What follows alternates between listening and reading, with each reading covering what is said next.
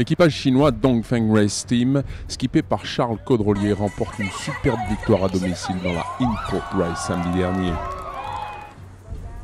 Le mélange de régatiers chinois, français et suédois est à son meilleur niveau et repousse les assauts répétés de Jan Walker.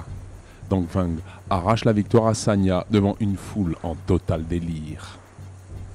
Un peu plus tôt, et à la surprise générale, Caudrelier annonce un changement d'équipage pour la 4e étape.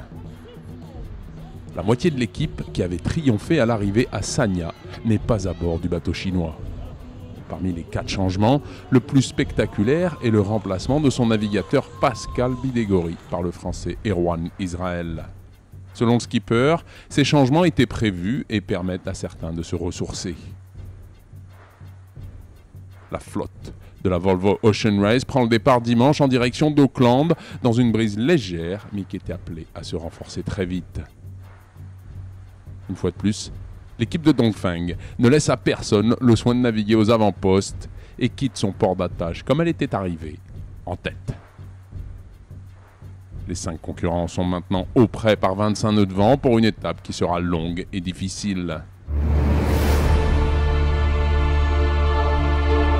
Pendant ce temps, la première partie de l'étape des 5300 milles entre Sanya et Auckland ne présente, a priori, pas de difficulté majeure pour les 175 000 skippers virtuels. Par contre, le passage de la bouée situé à l'extrême nord des Philippines marque le virage vers des zones de navigation très complexes.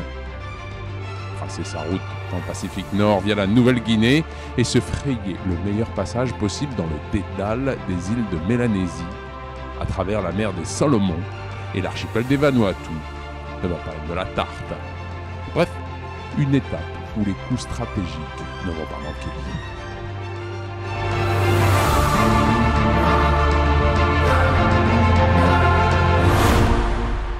Face Ocean.